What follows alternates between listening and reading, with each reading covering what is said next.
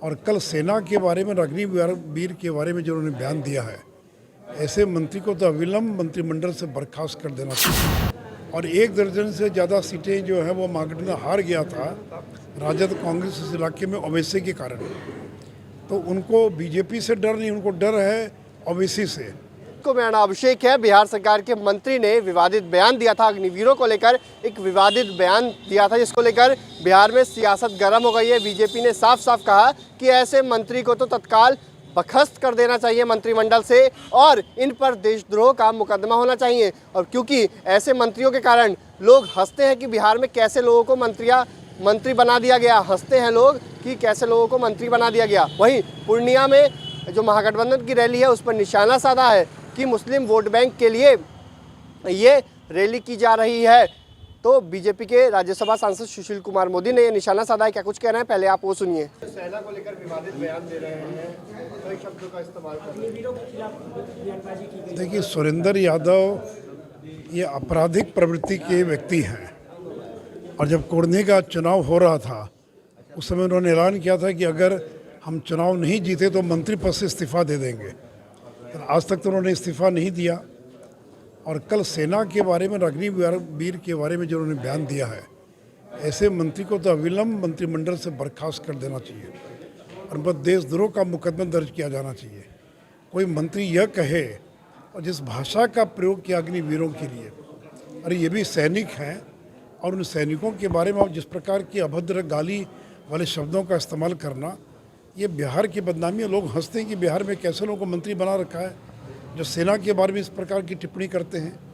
देखिए, सेना के बारे में कोई राजनीति नहीं होना चाहिए और सेना पर कभी सवाल भी नहीं उठना चाहिए, लेकिन ये राष्ट्रीय जनता दल के लोग हैं जिन्होंने सेना पर भी उंगली उठाई और जिसमें सर्जिकल स्ट्राइक हुई उसमें यही लोग थे जो सबूत मांग रहे थे कि सर्जिकल स्ट्राइक हुई कि नहीं हुई। तो उन्होंने कल जिस प्रकार का बयान दिया अग्निवीरों के बारे में वो बहुत ही शर्मनाक है और ऐसे मंत्री को विलंब मंत्रिमंडल से बर्खास्त कर देना चाहिए। इससे पहले भी आरजेडी के कई मंत्री बयान दे चुके हैं, जेडीयू के भी। सर, अमित शाह कल आ रहे हैं सर। देखिए, कल 2 रैली हो रही है, एक पटना के अंदर अमित शाह जी की और अमित शाह जी चंपारण में भी जाएंगे, लौरिया, और कल ही महागठबंधन की पूर्णिया में रैली हो रही है।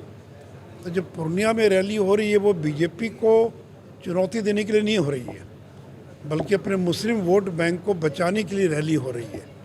क्योंकि पिछले दिनों ओवैसी की पार्टी ने और 5 सीटें जीत रही थी उस इलाके के अंदर और 1 दर्जन से ज़्यादा सीटें जो है वो महागठबंधन हार गया था राजद कांग्रेस इस इलाके में ओवैसी के कारण। तो उनको बीजेपी से डर नहीं, उनको डर है ओवैसी से। और बीजेपी तो वहाँ मजबूत है और आज वहाँ पर जो 2 MP हैं जनता दल यू के, वो तो हमारी बदौलत जीते चुनाव, अगले चुनाव में तो उनका पता भी नहीं चलेगा। तो इसलिए बीजेपी को चुनौती देने के लिए रैली नहीं हो रही है, बल्कि अपने वजूद को बचाने के लिए, अपने मुस्लिम वोट बैंक को सुरक्षित रखने के लिए रैली हो रही है। और जितनी भीड़ हम लोगों ने जुटाई थी आज से 3 माह पूर्व अमित शाह की जब रैली हुई थी पूर्णिया में, उसका 10वां हिस्सा भी ये लोग जुटा नहीं पाएंगे। लेकिन अमित शाह की जो रैली हो रही है चंपारण के अंदर, वो ऐतिहासिक भीड़ जुटेगी। और पटना के अंदर स्वामी सच्चिदानंद सरस्वती के जन्म तिथि के उपलक्ष्य में उनके वहाँ कार्यक्रम हो रहा है बापू सभागार में।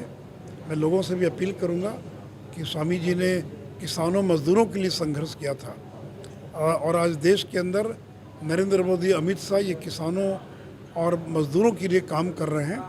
तो कल की रैली भी बड़ी ऐतिहासिक होगी और ये पटना की बापू सभागार में होगी। तो आपने सुना कि बीजेपी के राज्यसभा सांसद सुशील कुमार मोदी ने क्या कुछ कहा, कई सारी बातों को उन्होंने कहा।